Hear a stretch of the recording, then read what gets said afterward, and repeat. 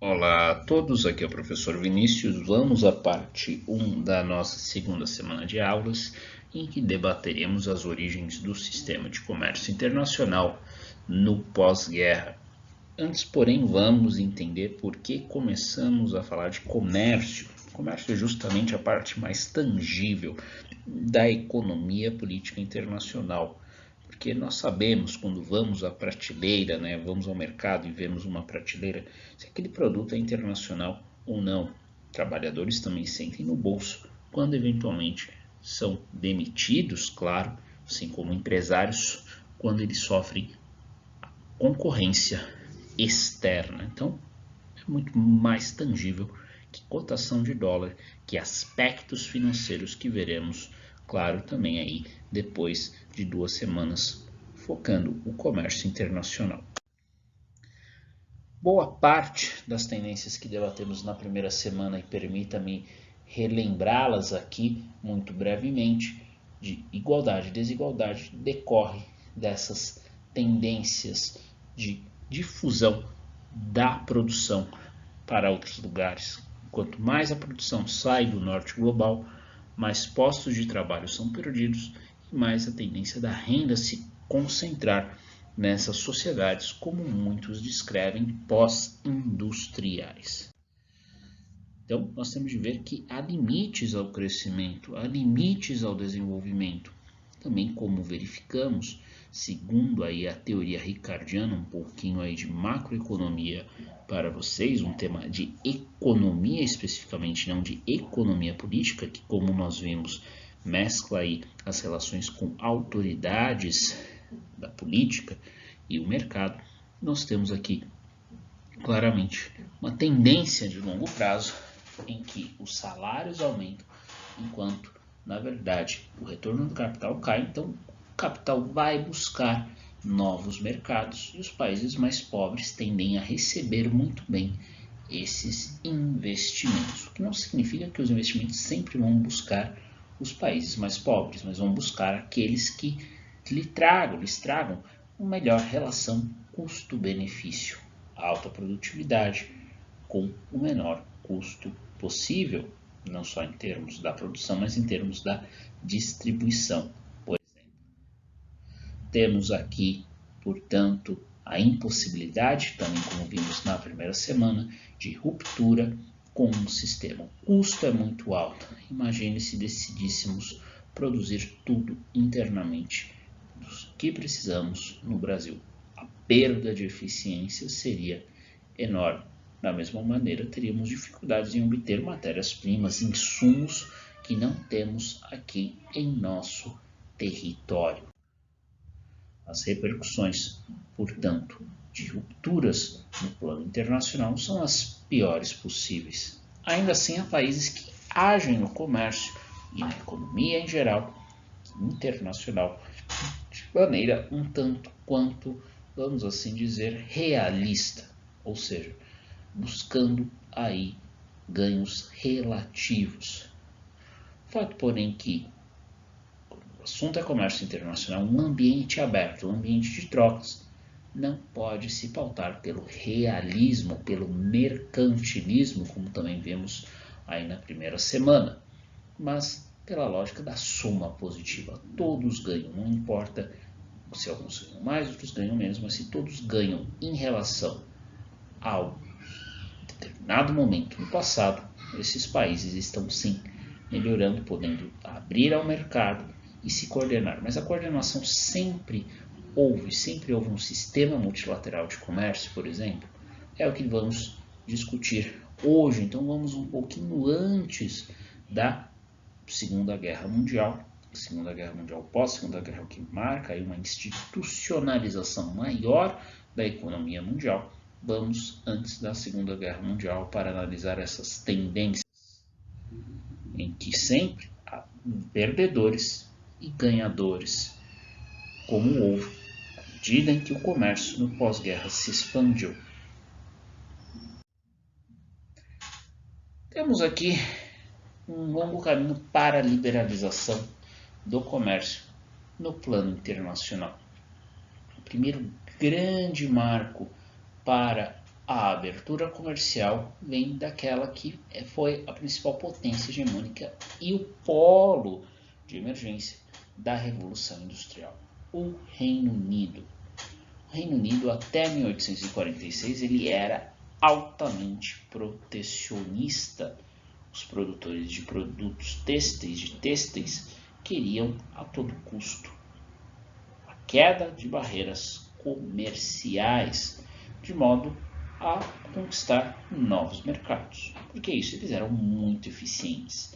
Em relação a outras atividades econômicas desenvolvidas no Reino Unido, eles eram muito, mas muito fortes. Porém, nós temos aí os interesses agrários, querendo manter o mercado protegido, o mercado britânico, com quase que exclusividade, a não ser em períodos aí de extrema necessidade, imune à importação de cereais. Tanto que o nome, das leis que protegiam o mercado eram as Corn Laws, literalmente as leis as leis do milho, as leis dos cereais. Então nós temos as Corn Laws justamente sendo suspensas em 1846 depois de um longo embate entre conservadores que representavam os interesses da classe aristocrata que alugava suas terras a camponeses muitas vezes em troca de parte da produção e, de outro lado, os liberais que se alinhavam ali aos interesses nascentes da burguesia industrial. Justamente o fato de termos tido essa abertura à época indica de que nós temos aí sempre por parte da grande hegemonia, não importa quem seja, num contexto de ascensão econômica e até mesmo militar, a defesa da abertura comercial, porque a hegemonia é o país mais competitivo. Então, para ela não importa justamente abrir o comércio, ela vai ganhar, porque ela, no cômputo geral, ela é bastante eficiente. E ela pode, portanto, explorar complementaridades sem aumentar a sua vulnerabilidade. Pode, como foi no caso do Reino Unido, passou a importar aí alimentos de outros locais, reduzindo assim a importância relativa da aristocracia agrária e aumentando, portanto, o peso aí da indústria e no longo prazo, não apenas da indústria, dos capitalistas, dos proprietários dos meios de produção, mas dos trabalhadores em geral. Mas nem tudo dura para sempre. Justamente ali no comecinho do que é a Belle Époque, como os historiadores gostam de dizer, justamente o período aí de grande competição do capitalismo entre potências europeias, nós temos a expansão do protecionismo e do imperialismo, algo claramente ali provocado pela unificação da Alemanha em 1871.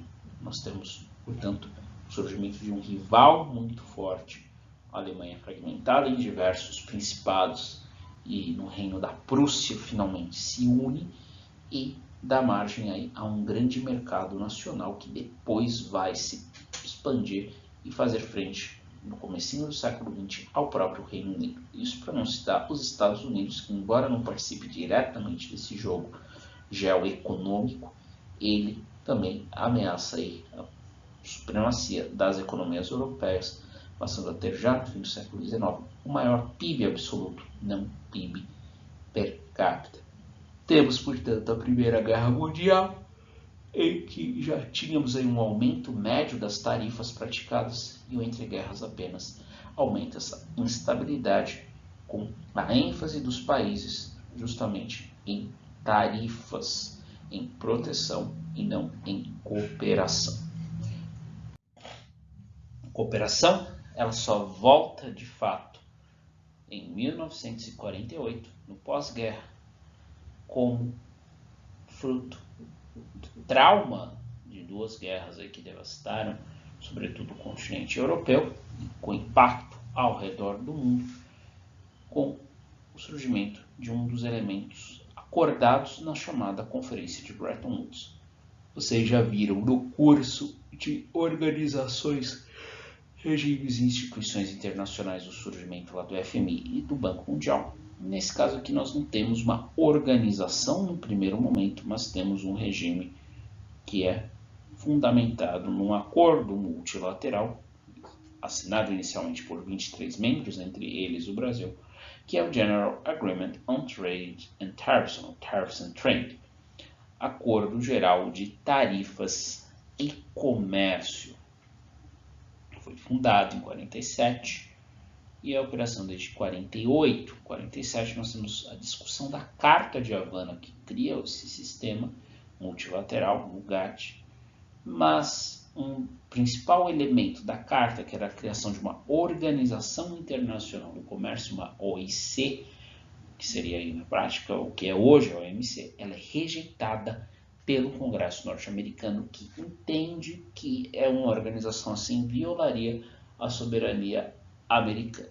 Ou seja, temos aí um liberalismo sendo implementado, um liberalismo que, como veremos aí em mais detalhes, é controlado, porém que acaba sendo rejeitado pela própria potência hegemônica ali emergente, os Estados Unidos.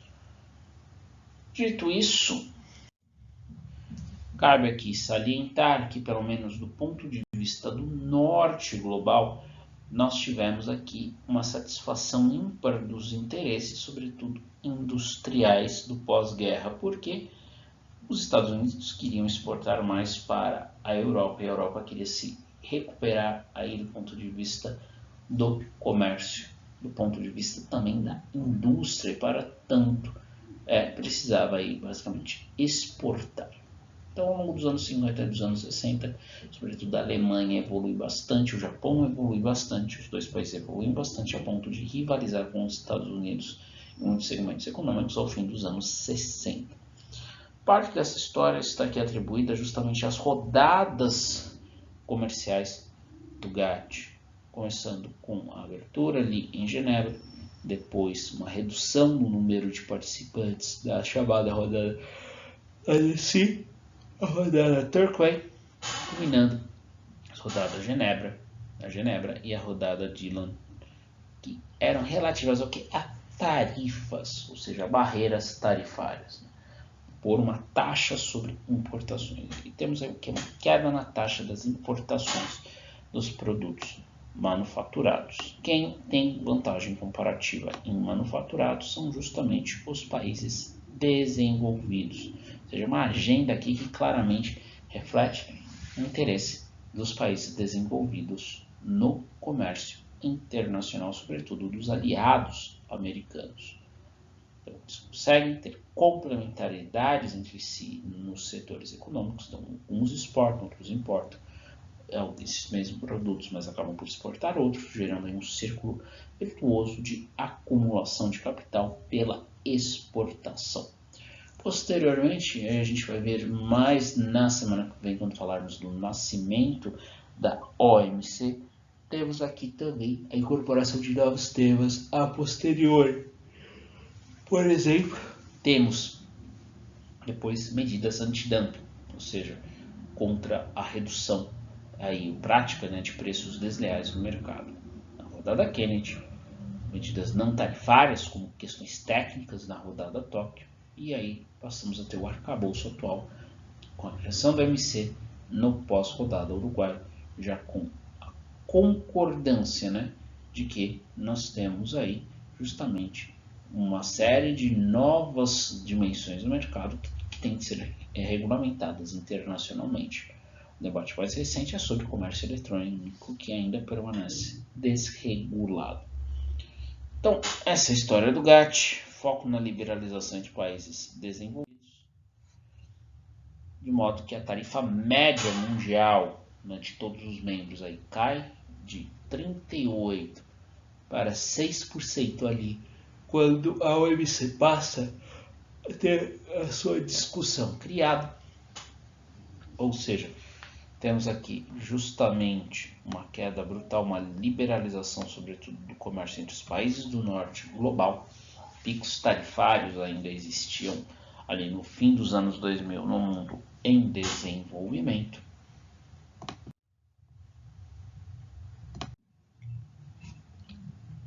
De alguma maneira, o que se passa no GATT reflete a grande divisão global que ocorre ao longo da Guerra Fria, não do ponto de vista político, né, em que temos o conflito leste-oeste, mas temos aí a emergência do conflito norte-sul, ou seja, os países do sul procurando contestar toda a organização econômica internacional, inclusive no comércio, que acabe por propiciar o que? Os interesses do norte, satisfazer os interesses do norte industrial, inclusive até mesmo ali dos países do mundo socialista, né, que são do então segundo mundo, né, lembrando aqui o primeiro mundo seria o mundo desenvolvido capitalista, o segundo mundo, o mundo socialista de economia planificada, mas também industrializado, Rússia, União Soviética e leste europeu. E o terceiro mundo seria o mundo em desenvolvimento, muito embora muitas nações africanas e até mesmo asiáticas tenham aí tomado, né, o caminho do socialismo. Então nós temos essa divisão norte-sul aqui consolidada e de alguma maneira refletindo, né, essa divisão do comércio internacional. Aqueles países mais liberais estão no norte, aqueles países mais protecionistas estão no sul, porque querem desenvolver indústrias e simplesmente, talvez, como veremos na semana 3, não têm aí suas demandas de liberalização satisfeitas no campo, principalmente da agricultura, área em que o norte global é, acima de tudo, protecionista. Essa divisão norte-sul, porém, é complicada pela emergência, sobretudo a partir dos anos 70, não que tenha sido do dia para a noite, mas foi uma emergência paulatina que culmina com o surgimento desse rótulo nos anos 70, quando o Ocidente e o Norte, em geral, à exceção da União Soviética, parecia estar em declínio, que são os países industrializados novos, os novos países industrializados, newly industrialized countries, entre eles o Brasil, o México, mas também potências regionais hoje em dia, como África do Sul, Índia, Turquia, Malásia, Tailândia, colocaria também Indonésia, Argentina nessa classificação em virtude do grau aí de industrialização das suas economias. China não pode ser mais considerada apenas uma potência regional, mas sem dúvida entra nessa categoria aí com um asterisco, né, dos países que receberam indústrias, é o único aí não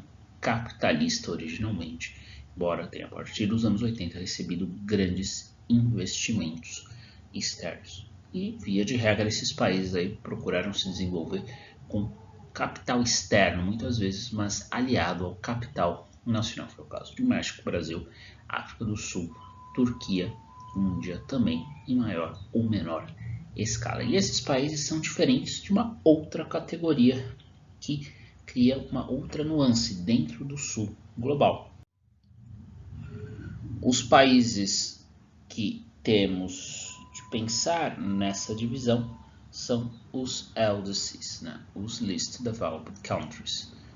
Nós temos, portanto, dentro do sul global uma hierarquização, né, entre as suas potências regionais que são industrializadas, semi-industrializadas, para sermos mais precisos, a gente chamaria até de semi-periferia, e a periferia propriamente dita, né, que são aqueles países que não têm renda média.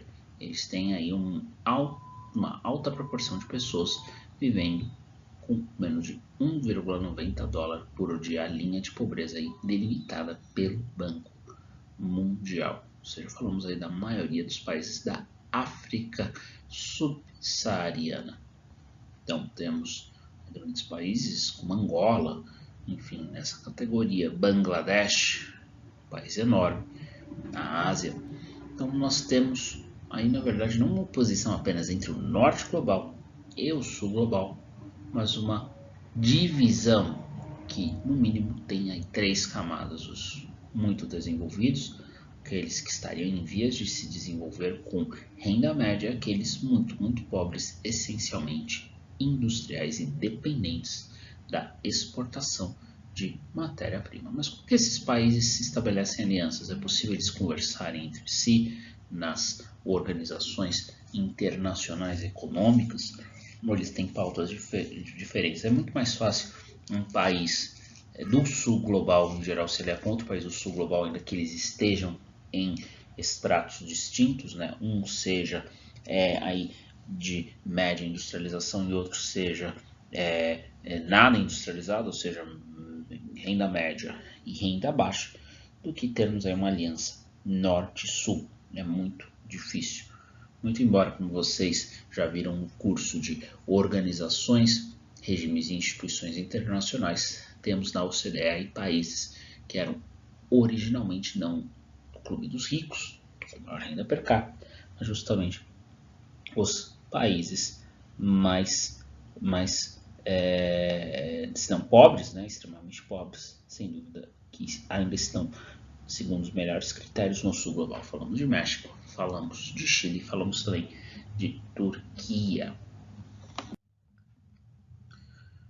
O GATT, portanto, ao satisfazer o interesse, sobretudo, dos países desenvolvidos, mais industrializados, é um caso, portanto, de cooperação assimétrica. E aqui nós seguimos uma das leituras, né, não obrigatórias do Keohane, que justamente cria esse conceito para reconciliar, né, a lógica, de alguma maneira, realista com a lógica liberal. Ele se define como um liberal, ele é considerado um liberal, mas nós temos aqui claramente a ideia de que para ter cooperação nem todas as partes precisam ser iguais, basta que as partes busquem algum grau de harmonia, justamente porque elas talvez queiram aí ter ganhos absolutos e não ganhos relativos. E justamente como os regimes envolvem princípios, normas, regras e procedimentos que impactam o comportamento dos atores, nós temos aí diferentes possíveis interpretações dessa cooperação simétrica. Sem falar, como veremos também na próxima semana, da possibilidade de os países aprenderem a jogar as regras do jogo, portanto, saberem maximizar suas oportunidades em cima das regras existentes, em vez de simplesmente tentar subverter essas regras. A cooperação simétrica de Keohane, portanto, ela não é nem, como está aqui bem claro neste gráfico, a harmonia, nem a discórdia. Como que é possível, portanto, a cooperação? Quando nós temos aqui os ajustes para que os países sigam políticas mais ou menos idênticas ou análogas no plano doméstico. Isso é permitido como via cooperação internacional, via acordos internacionais e via ação em fóruns internacionais. Se nós temos aqui, ao longo do tempo, uma convergência aqui das políticas públicas, né, como no caso do comércio, uma absorção de ideias, né, mais liberais, é isso que nós tenhamos mais cooperação, menos discórdia. Tivemos muita cooperação até, interessantemente, a Guerra Fria. Depois da Guerra Fria, quando tudo parece convergir para a supremacia das ideias e práticas liberais, não só na economia, mas na política em geral, nós temos um grande problema. A ascensão, né, das potências emergentes, como a gente vai ver lá no finzinho do curso, ela faz com que nós tenhamos aí uma distinção de interesses dos países mais fortes do sul global daqueles mais pobres de um lado e também desses países mais fortes do sul global, do Brasil inclusive, e do mundo desenvolvido. Ou seja, estamos longe da harmonia, perto da cooperação, mas rumo a um estado de discórdia atualmente, em virtude dessas diferenças e das reações da potência hegemônica, os Estados Unidos. Ou seja, temos aí um limite hoje daquilo que permitiu o sistema do pós-guerra, que foi o embedded liberalism, o liberalismo inserido. Ou seja, a ideia de que os mercados não são sistemas sociais isolados, eles estão inseridos numa rede de relações políticas e sociais que tem de ser levado em conta quando analisamos, quando optamos por desenhar determinadas abordagens em política não apenas externa, mas também processos que impactam a política doméstica. Enquanto isso, porém, nós tivemos aí no campo político em geral uma redução talvez da percepção de que nós temos aí benefícios do sistema multilateral mesmo para os países desenvolvidos, né? Na verdade, tivemos aí hipoteticamente um engessamento do contexto econômico internacional por conta dessas regras, né, mais duras. Portanto, né, o fato é que, muito embora nós tenhamos tido aí a participação do Sul Global no formacionado de administração do sistema multilateral de comércio desde sua criação, o fato é que os países desenvolvidos por muito tempo, e eu diria que até agora, eles nunca participaram do mesmo peso que os países desenvolvidos na elaboração de acordos aí, comerciais do sistema multilateral. Eles nunca participaram dessas circunstâncias com o mesmo peso que aquele, enfim, dos países desenvolvidos. Então, portanto, nós temos um forte caso para o argumento realista, de que coalizões de países, não isoladamente, mas eles podem sim se aliar como mais ou menos numa lógica militar, né, para fazer o balance e o counterbalance de outros países, potências aí com igual ou força parecida, mas com interesses, né, opostos e ideias opostas sobre a economia. E justamente nós temos aqui a necessidade, enfim, de nós termos os regimes entendidos como um mal necessário, né? Um mal necessário que permite aqui redução dos custos de transação, né? E hoje, com cada vez mais incerteza, raiva nacionalista, talvez esses custos de transação permaneçam muito elevados, o que nos faz aí pensar justamente no ressurgimento de organizações internacionais e no seu fortalecimento, né? Organizações internacionais econômicas. É isso, pessoal. Paramos por aqui. Respondo uma questão para discussão sobre a UNCTAD, porque justamente ela nos permite explorar esses limites, né, dos regimes econômicos. Claramente, ali a UNCTAD parece ser um regime alternativo ao próprio GATT, que foca deliberadamente em desenvolvimento e comércio, porém ela não foi para frente nesse aspecto, mas se tornou um grande polo da ONU de produção de materiais sobre economia. Então é isso, paramos aqui um pouco antes da meia hora, vocês têm o restante do dia equivalente para terminar suas tarefas e para ler. Então é isso, um abraço a todos, até mais. Por conta de tudo isso, temos de discutir o que limita um regime na área comercial, uma organização na área comercial a ter efeitos. Nada melhor do que isso que estudarmos a UNCTAD, a Conferência das Nações Unidas para Comércio e Desenvolvimento, a United Nations Trade Conference for Trade and Development. Vocês têm isso como tarefa para a próxima aula, para o próximo encontro.